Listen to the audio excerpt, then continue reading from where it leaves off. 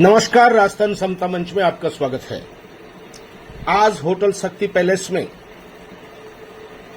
राजस्थान साहित्यिक आंदोलन श्रृंखला के तहत 10 बजे चूरू में भारतीय साहित्य, संस्कृति और मीडिया विषय पर परिचर्चा रखी गई, जिसमें मुख्य अतिथि चूरू जिला कलेक्टर श्रीमती पुष्पा सत्यानी रही और अध्यक्षता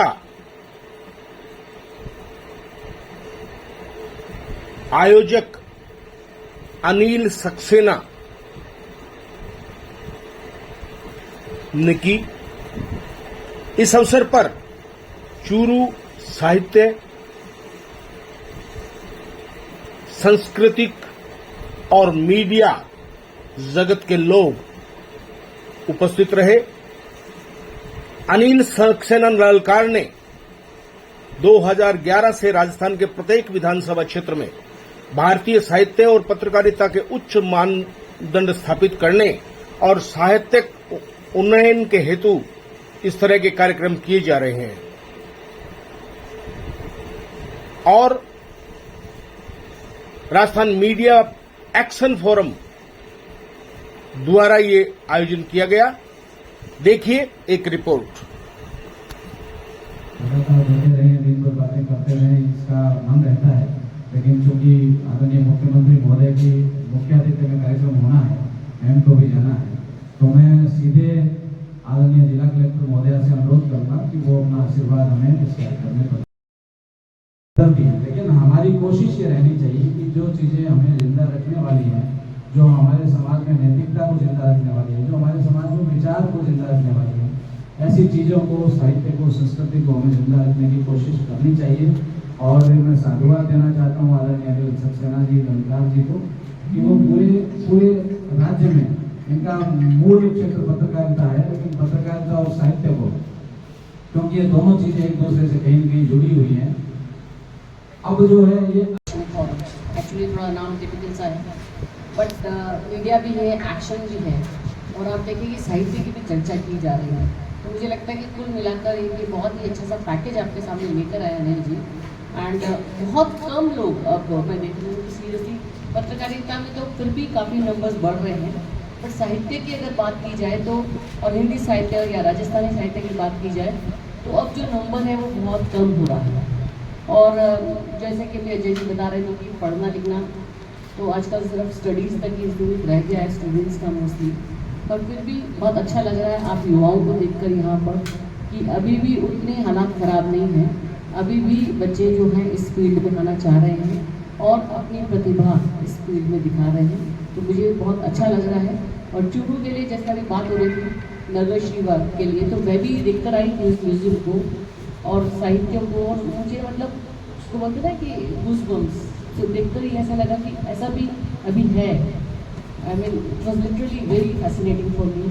और मैंने बच्चे क्योंकि उस दिन यहाँ थे बट वो लोग मेरे साथ गए नहीं थे, तो I made my self a promise कि मैं उनको एक बार वहाँ ज़रूर लेकर जाऊँगी और उनको दिखाऊंगी कि किस तरह से साहित्य को प्रेजेंट करने की कोशिश की जा रही है, क्या अथाह सागर है वहाँ पर। और वो तो बहुत छोटे लेवल पर, मतलब जितना वो लोग कर पाते हैं वो कर रहे हैं। तो आप जितने भी लोग आज यहाँ आए हैं, do make a visit, contribute करें उसमें अपनी साहित्य से, अपनी रचनाओं से, उसको इतना विशाल बना दें कि बाहर से जब कोई आए तो सबसे पहले वहीं जाए। तो मेरी यह कामना भी है, शुभकामना भी है आप सब लोग के लिए, और निरंतर आप इस प्रगति पर काम करते रहें। अच्छा साहित्य आप देंगे तो नो डाउट लोग पढ़ेंगे भी, सुनेंगे भी। मीडिया उतना भी खराब नहीं हुआ। और अजय जी, जितना इंटरनेट के बारे में बात की जा रही है, इंटरनेट ने भी एक दुनिया अलग ही खोली है। कई सारी बुक्स, कई सारी किताबें, कई सारी चीज़ें। जैसे मैं उस दिन अभी स्क्रॉल कर रही थी तो एक रिक्वेट यजुर्वेद के बारे में आ रहा था कि 4 जो है ऑडियो बुक के रूप में जो है कि आप एवरीडे 10 मिनट्स भी सुन लें। तो मुझे लगा कि इससे ईजी कुछ नहीं हो सकता। जैसे हम लोग बहुत कई बार व्यस्त इतने हो जाते हैं कि कुछ पढ़ने का टाइम ही नहीं मिलता, पर सुन तो सकते हैं। तो मुझे वो भी अच्छा लगा कि इस तरह से भी जो ये परंपराएं हैं ना, इसको जीवित रखने की कोशिश हर तरह से की जा रही है। मीडिया अगर आ गया है, नया फॉर्मेट आ गया है, तो नए फॉर्मेट के लिए भी तैयार होकर लोगों तक रीच कैसे पहुंचे, इसके लिए ये साहित्य जगत लगातार गतिशील है, लगातार अपने प्रयास कर रहा है। और मुझे लगता है कि ये जो प्रयास है, ये कोशिशें हैं, इससे जो नई पीढ़ी है वो बिल्कुल रूबरू होती रहेगी अपनी पुराने साहित्य से, पुरानी परंपराओं से, पुरानी संस्कृति से भी। तो दोनों ही एंगल्स रहते हैं किसी भी चीज़ में, कहीं भी जाए, अच्छा और बुरा। हम क्या पिक कर रहे हैं ये हम पर डिपेंड कर रहा है। तो इट इज़ ऑल्सो अच्छी कोशिश जो आप लोगों ने यहाँ पर आज पूरा दिन रहेगा लगभग 1 बजे तक लगभग, तो 3-4 घंटे जो इस काम के लिए आप डेडिकेट करेंगे, मुझे लगता है आप एक नई ऊर्जा लेकर जाएंगे, नए तरीके से अपने आप को देखेंगे, नई रचनाएं लाएंगे। All the best to all of you. आपको भी बहुत बहुत बधाई, आपने एक अच्छा कार्यक्रम आयोजित किया है। और चूरू में भले लगता होगा कि नहीं है प्रतिभाएं, बट मैं बताती हूँ कि इसमें प्रतिभाएं बहुत हैं।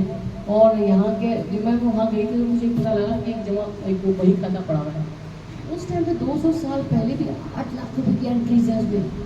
मैं सोच के रही 8 लाख को आज कितना हो गया होगा 200 साल पहले। मतलब यहाँ वाला बंदा जो है वहाँ का उधार भी दे रहा है लोगों को, राजा महाराजाओं को। मतलब सोचिए कि आप कितना समृद्ध, कितना अच्छी संस्कृति यहाँ की, कितना विशाल यहाँ पर रहा है। तो वो सब पुनर्जीवित करें आप लोग, चूरू को वापस उसी स्टेज पर लाएं कि लोग यहाँ से यहाँ पर आए, यहाँ के लोगों से प्रेरणा लें और बहुत सारा कुछ काम कर सकें। Thank you so much. जी की जो किताब है आख्यायिका, कहानी संग्रह, आख्यायिका का मतलब भी कहानियां ही होता है। तो आपकी किताब का विमोचन भी आपके हाथों से हो जाए चूरू में, ये बहुत बढ़िया। लोकार्पण कहिए, विमोचन कहिए, चूरू में हो रहा है। जोरदार तालियां आपकी किताब के लिए। हाँ, उम्मीद करते हैं ये किताब जो है इंडिया लेवल पर वैसे फेमस हो चुकी है और भी होगी।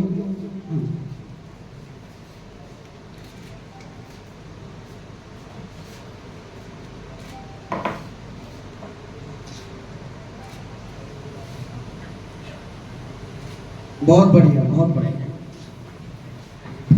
संक्षेप में बैठ के गिरेगा जितना संक्षेप, थोड़ी देर में नहीं, थोड़ी देर में वापस बात करेंगे। वो टाइम सुनना चाहिए, बैठ के बाद। Thank you. नमस्कार।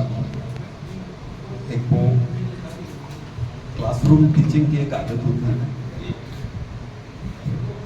एक तो आदत 1 घंटे की होती है। एक खड़े होके विद्यार्थी बड़ी बड़ी जगह पहुंच जाता है ना, मैंने तेरे लिए एक सजा भुगती है ना, 1 घंटा मैं खड़ा रहूंगा, तू खड़ा रहेगा, मैं बैठा रहूंगा, ये मेरा प्रिविलेज जब आता है।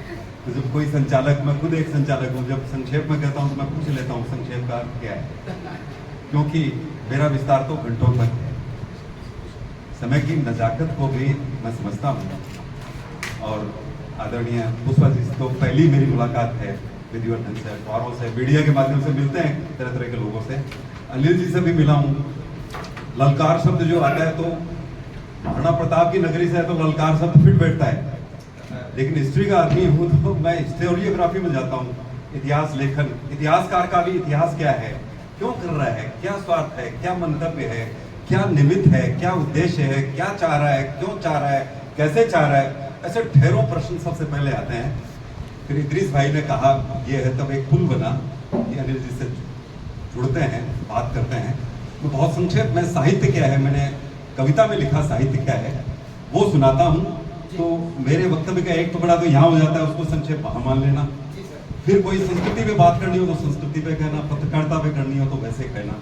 तो मैं एक पेश करता हूँ, नजर करता हूँ साहित्य क्या है।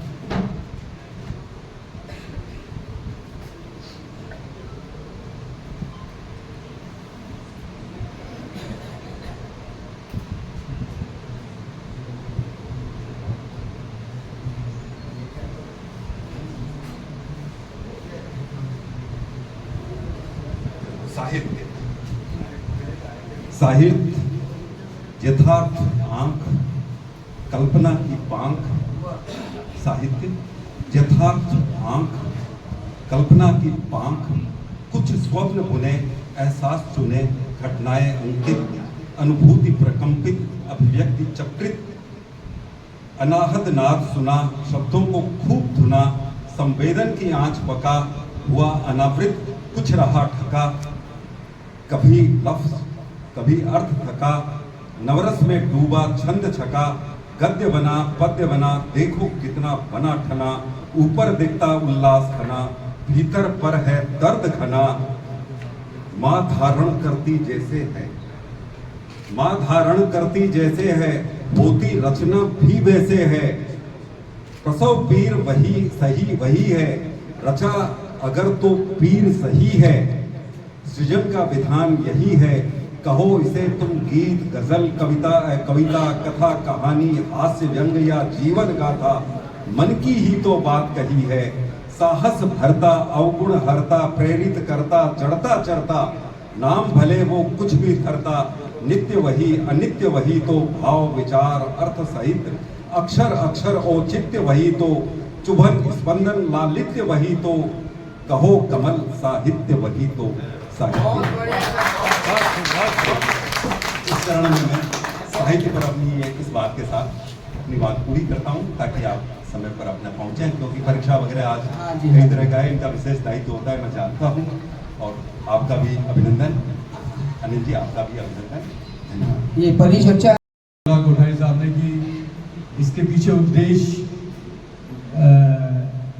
या क्या स्वार्थ है, तो नो डाउट स्वार्थ है मेरा। जब मैं बाड़मेर गया तो बहुत सर्दी थी, सर्दी इतनी थी कि ठिठुर रहा था मैं। मुझे कुछ जर्नलिस्ट मुझे लेने आए और वहाँ के वरिष्ठ पत्रकार, वरिष्ठ साहित्यकार, वो मेरे होटल मुझसे मिलने आए। उन्होंने मुझसे एक ही बात पूछी कि अनिल जी, इतनी सर्दी में इतना ठिठुरते हुए आप बाड़मेर आए और ये कार्यक्रम कर रहे हैं, इसके पीछे क्या उद्देश्य है? मैंने एक जवाब दिया, क्योंकि ये क्वेश्चन मेरे लिए हर जगह होता है। ये मेरा पागलपन है। मैंने उनसे कहा ये मेरा पागलपन है, जुनून है। इसके पीछे एक स्टोरी भी है। मैं इकोनॉमिकल सक्षम हूं शुरू से, फैमिली वाइज।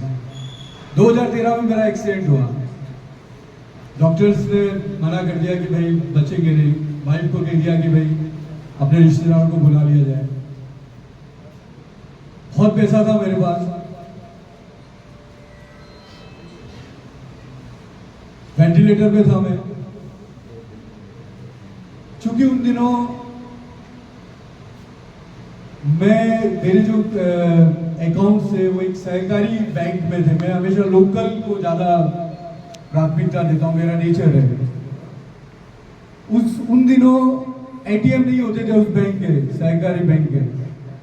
जो पैसा था वो सब खत्म हो गया। प्राइवेट हॉस्पिटल था, क्योंकि मैं राजस्थान सरकार का अधिसूचित पत्रकार हूँ स्टेट लेवल का, और मैं खुद हॉस्पिटल में वेंटिलेटर पे, मेरे बच्चे छोटे थे। एक तरह से असहाय सा महसूस कर रहे थे। उस समय रवि जैन मेरे यहाँ कलेक्टर हुआ करते थे, अभी IAS हैं अभी जयपुर में पंचायत विभाग में। तो उनका फोन आया मेरे मोबाइल पे। उन्होंने कहा कि, तो मेरी वाइफ ने उठाया मोबाइल, जो था मेरी वाइफ के पास था। उन दिनों मेरी सब पसलियाँ टूट चुकी थी, लंग्स मेरा डैमेज हो गया था, मतलब बचने की कोई आशा नहीं थी। मैं हनुमान जी का भक्त हूँ। मैंने बताया ना कि मैं आध्यात्म के प्रति पूरा 3 ही काम करता हूँ, मैं लिखना पढ़ना और आध्यात्म, और ये जो मैंने जो शुरुआत करी आप लोगों की ताकत से। तो मैं बता रहा था कि कैसे वो हुआ। तो 2013 तक तो मैं सहयोग से ये सब चीज करता रहा, लेकिन 2013 ये जो हुआ, मेरी वाइफ को कलेक्टर साहब ने पूछा कि अनिल जी कैसे हैं। तो उन्होंने कहा सर ये बात है। बोले कोई प्रॉब्लम? बोले हमें कोई प्रॉब्लम नहीं है, लेकिन हम लोग जो डेली 10,000 15,000 खर्च हो रहा है, हमारे पास पैसा खत्म हो, मतलब मेरे पास जो पैसा था वो खत्म हो गया। और पैसे की कोई कमी नहीं है, लेकिन ये प्रॉब्लम है कि वो जैसे होश में आएंगे। और मेरी वो गलती ये थी कि मैंने कोई संयुक्त खाता नहीं किया था, और मेरे उसमें ही था। जो भी होता है वो सीख देनी थी भगवान को मेरे को। कलेक्टर साहब ने उस हॉस्पिटल के मालिक को फोन किया, उदयपुर में एडमिट था गीतांजलि में, और उनसे ये कहा कि ये मेरे मित्र हैं और ये जो पेमेंट होगा वो सब बाद में होगा। उसने यस कर दिया। कलेक्टर का फोन था। SP उस समय राघवेंद्र सुहास थे, वो भी मेरे से मिलने आए हॉस्पिटल में। उदयपुर आके। आप ये देखिए कि भगवान की, ईश्वर की, क्योंकि मैं ईश्वर को मानता हूँ, सभी मानते हैं, ऐसा नहीं है। मैं जहाँ डॉक्टर्स कह रहे थे कि बचने की कोई उम्मीद नहीं है, वेंटिलेटर पे था मैं, लेकिन कुछ चमत्कार हुआ और मैं बैक हुआ, वापस आया। पैसा नहीं था, पैसा था लेकिन हाथ में नहीं था। किसने मदद करी? किसी तीसरे शख्स ने। जो मित्र, जिन लोगों के लिए मैं काम करता था, वो सब गायब थे। कुछ थे लेकिन कुछ गायब थे। जिनके लिए मैं ये कहता था कि यार ये मेरे अपने हैं, वो लोग नहीं थे। मैं जब वापस आया, मैंने उस जब कॉटेज वार्ड में आया और जब सब चीज हुई और मैंने फिर बाद में पेमेंट वगैरह किया, मैंने एक सीख ली कि सच तो ये है कि मेरे पास लाखों रुपए हैं या, लेकिन ये काम के कहां? अगर वो मेरे मित्र नहीं होते तो शायद इलाज के लिए वो पैसा नहीं, और प्राइवेट हॉस्पिटल्स की हालत आप जानते हैं, अगर आप पैसा नहीं देंगे तो इलाज भी नहीं होगा। मैंने सोचा कि कुछ तो मेरे जीवन में गड़बड़ है, मन में आया नहीं कुछ करना है। तो बस उस दिन मैं कुछ समय बाद, 1 महीने में मैं घर आया। मैंने सबसे पहले मैंने तो क्या, हनुमान जी ने सबसे पहले तो राधा कृष्ण जी की मूर्ति प्राण प्रतिष्ठा एक हमारे पैसे से करवाई, भगवान ने कराई। उसके बाद मैं निकल गया इस मुहिम में, और मैंने ये सोच लिया कि मैं इसका चंदा और ये कुछ नहीं लूंगा। जो मैं आज साल का अगर 25 लाख रुपए कमाता हूँ तो कुछ सब पैसा मैं इसमें खर्च करूंगा। ये मैंने मानसिकता बना ली। 2013 से पहले हम लोग सहयोग से करते थे, लेकिन 2013 के बाद मैंने ये शुरू किया। तो सर, कमल सर, रियल तो ये है कि रियल में मैं पागल हूँ इस सब चीज के लिए। आपकी जब मैं वहां से निकल रहा था तो मुझे ये कहा गया कि चूरू, अरे चूरू में बहुत गर्मी है भाई, कहाँ जा रहे हो? तो ये सर मेरा पागलपन है, आपके बीच में मैं आया और अच्छे लोगों से मुलाकात हुई। तो हम लोग अब वापस सब्जेक्ट पे आते हैं। आप लोग सभी लोग इस, मैंने पहले भी कहा, आप लोग सभी लोग इस चर्चा में शामिल रहेंगे। आप लोग सभी लोग अपनी बात कह सकते हैं। हम लोग सकारात्मक रूप से इस चर्चा को आगे बढ़ाएंगे। और अब कुछ इसी सब्जेक्ट पे, क्योंकि मैं सोचता हूं कि मैं सीखने वाला वो हूं और आपसे सीखने आया हूं। मैं कमल जी से ही रिक्वेस्ट करूंगा, अब हम कुछ बातचीत करते हैं कि लोकतंत्र को बनाए रखने के लिए साहित्यकार की क्या भूमिका हो सकती है, भूमिका है, आप थोड़ा मुझे बताइए। आप लोग भी कोई बात करना चाहे आप कर सकते हैं, बात आगे बढ़ाइए। लोकतंत्र की आंख में बचपन में दुआ पढ़ा था मैंने। लोकतंत्र की आंख में हम हैं केवल वोट, और वोट की हैसियत कंबल कुर्ता कोट।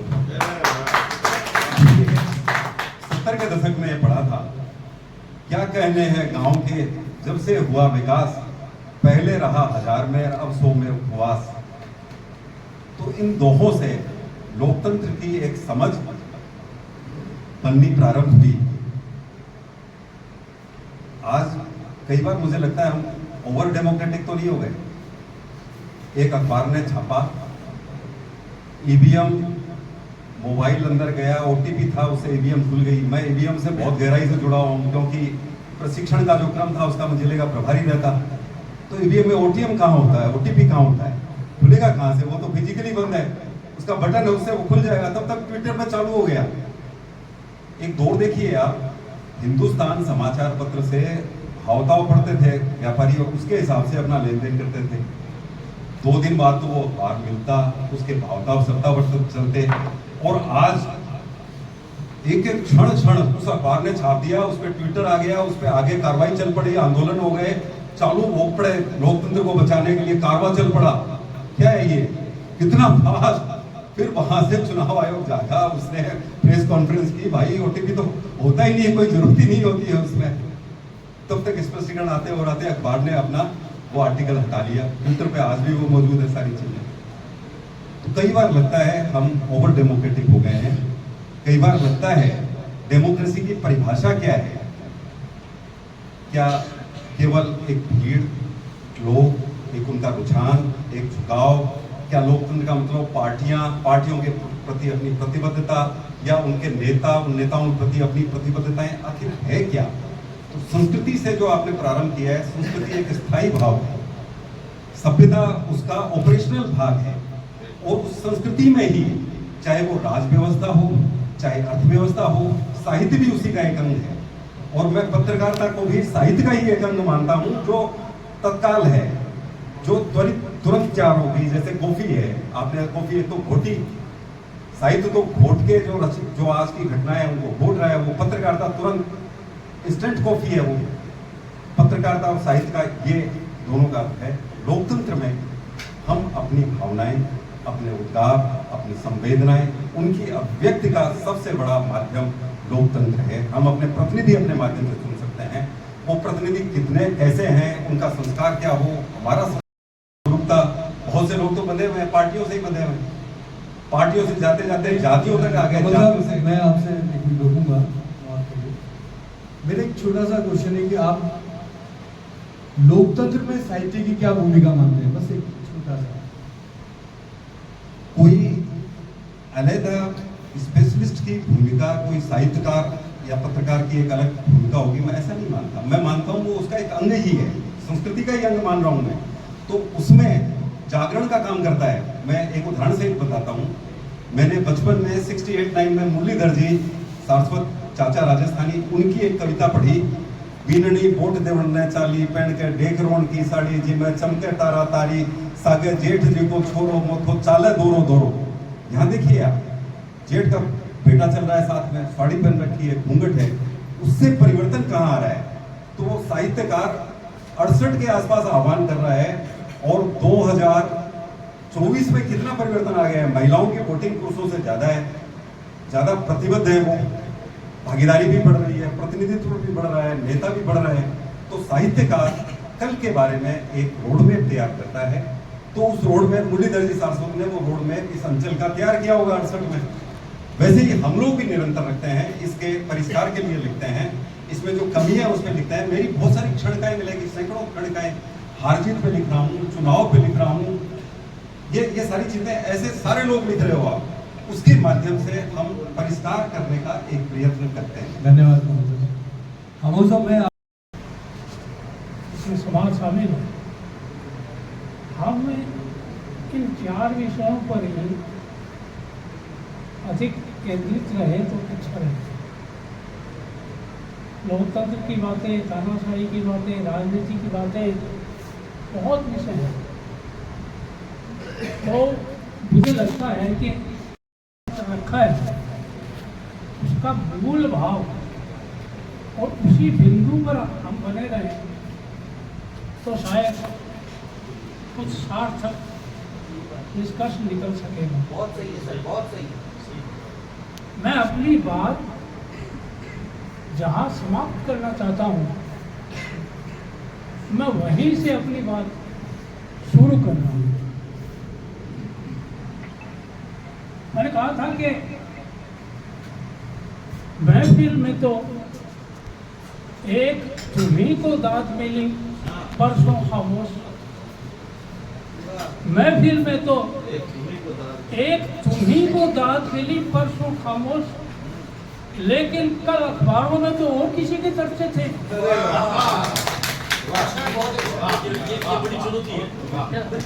तो बात ये है, सूत्र रूप में 2-3 बातें कहना चाहता हूँ। साहित्यिक के रूप में, साहित्यकार के रूप में एक बात बहुत सारगर्भित बात है, और वो ये है कि जीवन का अनुवाद है साहित्य। एक बिंदु। दूसरा बिंदु, जो दिखता है वो बिकता है, ये बाजारी बिंदु। या आप कहिए कि मैं इसे मीडिया कह रहा हूँ। साहित्यकार के सामने संकट ये था कि वह लिखता था, जो कुछ भी उसको दिखाई देता था, समाज में जो महसूस होता था, जो समाज की पीड़ा थी, समाज के उत्सव थे, खुशियाँ थी, समाज के अपने भाव थे, जो समस्याएं थी, जो जीवन आगे समाज को अपने स्तर पर जीना है, उसकी रूपरेखा बनती थी। उस सबका चिंतन करके वो जो कुछ भी लिखता था, लेकिन जंगल में मोर ना था किसने देखा। कहने का मतलब है कि मीडिया का सहारा या साधन या सुविधा जब तक साहित्य को न मिल जाए तब तक साहित्य भी एक कोने में रहेगा। आज जो भी चिंतक, साहित्यकार, पत्रकार या कहिए कि एक प्रोमिनेंट फिगर यहाँ आता है तो नगर श्री पधारता है, और नगर श्री में वह जो देखता है सारी चीजें। खामोशा मैं वापस आता हूँ तो आपके एक पास। मिनट सर, मैं अपनी क्योंकि ये चर्चा होगा कि चर्चा बढ़ नहीं पाएगी, होता क्या कि मेरे को अभी इन सबको लेना है। मैं वापस आऊंगा सर। मैं यही समाप्त कर रहा हूँ। तो मैं क्या वो सब हम लोग मैं क्या परिवर्तन दिखते, क्या बुक्स आती थी तो वो पढ़ी जाती थी, लेकिन आजकल तो मुझे लगता है कि ये कटाक्ष है, क्योंकि मैं खुद भी बुक्स लिखी है, कि हम एक दूसरे को देख के खुश हो जाते हैं। एक साहित्यकार दूसरे साहित्यकार को बुक देख के खुश हो जाता है। एक आम व्यक्ति तक, आम आदमी तक, एक जो पढ़ने का इच्छुक है उस तक तो हम लोग पहुंच ही नहीं पाते और एक दूसरे की तारीफ करने में रह जाते हैं। अब क्या परिवर्तन पाते हैं आज के और पहले के साहित्य के लिए या साहित्यकारों के लिए? कार्यक्रम हुआ गंगानगर में, दूसरा कार्यक्रम अभी हो रहा है और हम आप लोगों से मुखातिब हैं। आपका उपनाम है ललकार, अनिल सक्सेना ललकार। मैं ये मानता हूँ कि ये ललकार नहीं है, ये यलगार है। यलगार उन लोगों के लिए जो नफरत की बात करते हैं, यलगार उन लोगों के लिए जो लोगों को लड़वाने का काम करते हैं, यलगार उन लोगों के लिए जो लोगों के दिलों में नफरत पैदा करते हैं, यलगार उन लोगों के लिए जो सांप्रदायिकता की बातें करते हैं। हम मोहब्बत के लोग हैं, मोहब्बत चाहते हैं और मोहब्बत के प्रस्तार हैं और मोहब्बत का पैगाम लेकर आपके सामने आए और मोहब्बत का पैगाम लेकर राजस्थान के सभी विधानसभा क्षेत्रों में जाएंगे। दूसरी बात, एक बात आई थी आपसे सवाल, खामोश साहब से सवाल किया गया था कि चुनौतियां क्या है साहित्य के या पत्रकारिता के समक्ष। मैं 2 मिनट लूंगा। एक मेरा एक शेर है कि जाने क्या दौर सियासत है ये असर, जाने क्या हो गया इस दौर सियासत को असर, दौर सहाफत को असर। सहाफत कहते हैं पत्रकारिता को। जाने क्या हो गया इस दौर सहाफत को असर, हादसा ले नहीं पाता है खबर की सूरत। हादसा ले नहीं पाता है खबर की सूरत। ये एक बड़ी चुनौती है। आप और हम साहित्य से हैं, पत्रकारिता से हैं, तो बहुत कम लफ्जों में ज्यादा से ज्यादा बात है ना, हादसा ले नहीं पाता है खबर की सूरत। ये बात, ये मिसरा आपको हमको मंथन करने की दावत देता है, सोचने की दावत देता है कि ऐसा क्यों और हुआ है, तो इसका जिम्मेदार कौन है, और इसके जिम्मेदार कहीं ना कहीं हम लोग हैं। तो हम लोगों को अपने आप को सुधारना पड़ेगा और सुधार की शुरुआत खुद से करनी पड़ेगी। और रही बात, आजकल मीडिया में बहुत बातें आ रही है कि वो मीडिया, ये मीडिया, वो मीडिया। एक शेर मुझे याद आता है कि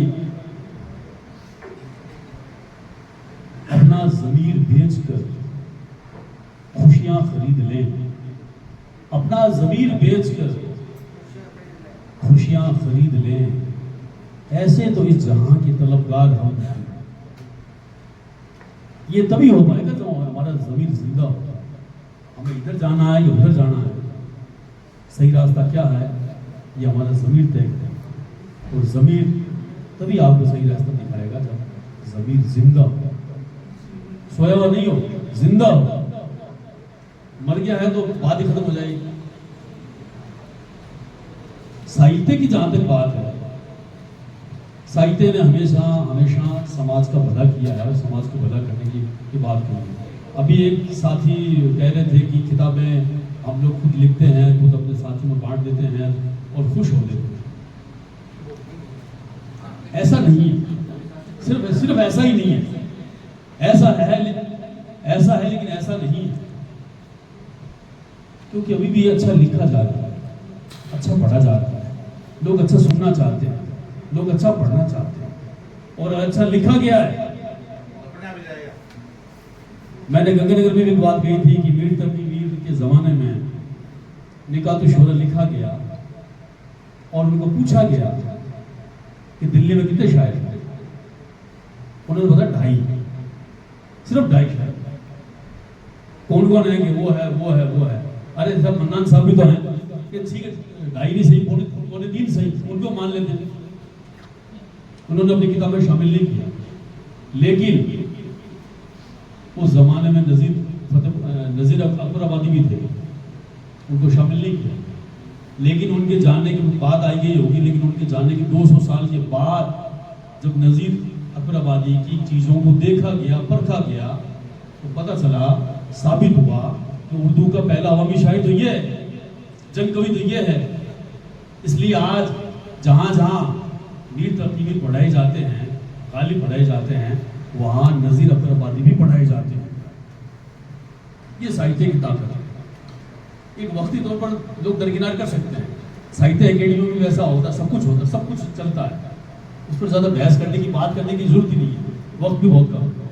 लेकिन अगर अच्छा लिखा जा रहा है, मैं ये बात जरूर कहूँगा कि मैं आपकी किताब का राजस्थानी में उर्दू में ट्रांसलेशन करना उर्दू से हूँ। उर्दू में एक बहुत अच्छी परंपरा है, सब जानते हैं। मैंने कोई गज़ल लिखी है, कोई कविता लिखी है, कोई नज्म लिखी है, तो मैं खामोश साहब को चेक कराऊंगा, मैं मन्नान साहब को चेक कराऊंगा, मैं इदरीस राज साहब को पकड़ूंगा, मैंने लिखा है, इसमें कोई गलती है तो बताएं। अगर चीज़ बाहर जाए तो अच्छी रिफाइंड होकर जाए, एक अच्छा असर लेकर जाए। और ये बताएंगे मन्नान साहब, बताएंगे कुछ एक सोने में सुहागा वाली चीज़ बोलेंगे। माफ़ कीजिएगा, ये चीज़ें राजस्थानी में या हिंदी में, ये तो नहीं कहूँगा ना नहीं है, लेकिन ना के बराबर, इस पर भी गौर करने की, मंथन करने की आवश्यकता है। बहुत बहुत शुक्रिया, थैंक यू। हमने खैर ये जो यहाँ से अनाउंसिंग करता है, कंडक्ट करता है, वो तो मेरे ख्याल में माइक का एक हिस्सा होता है, उसका कोई जिक्र होता नहीं है। आपने जिक्र किया तो मुझे याद किया और आपको याद रहा, मैं ये बहुत अच्छी बात है मेरे लिए।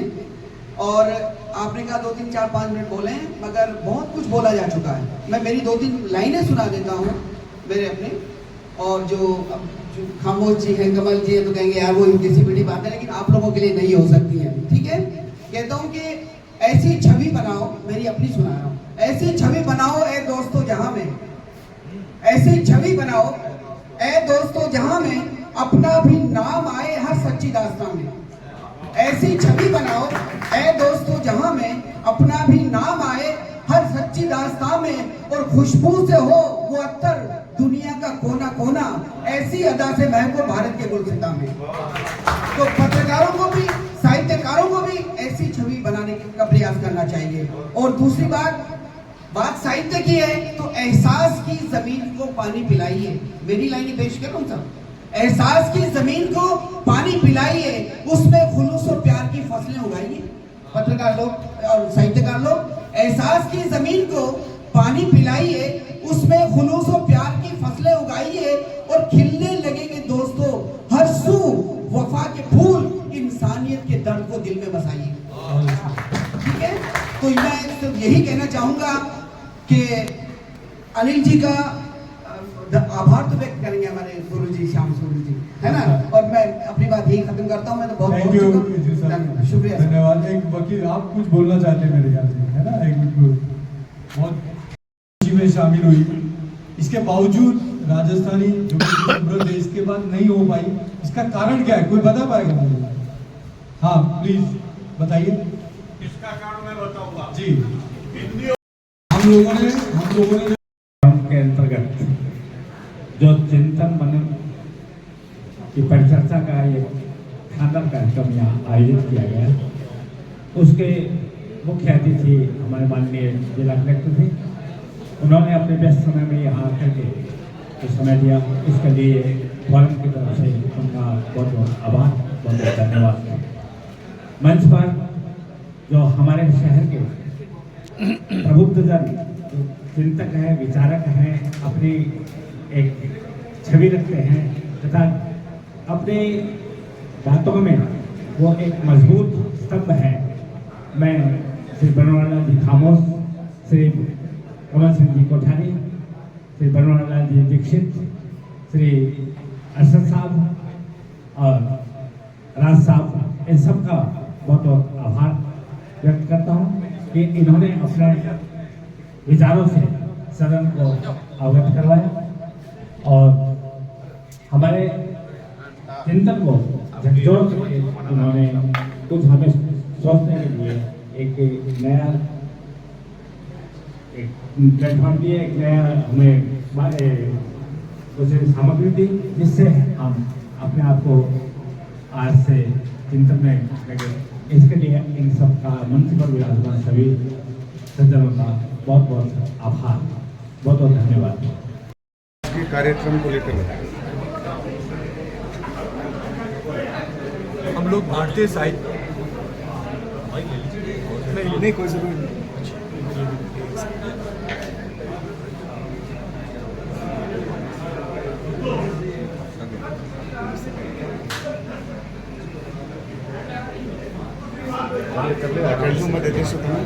चालू कर लेते जी सर। भारतीय साहित्य और पत्रकारिता के उच्च मानदंड स्थापित करने और सांस्कृतिक उन्नयन को लेकर हम लोग पूरे राजस्थान में एक आंदोलन चलाए हुए हैं और इसका नाम हम लोगों ने दिया हुआ है राजस्थान साहित्यिक आंदोलन। इस श्रृंखला के अंतर्गत हम लोग साहित्य उत्सव कर रहे हैं, हम लोग लेखक की बात आयोजित कर रहे हैं, हम लोग व्याख्यान कर रहे हैं, हम लोग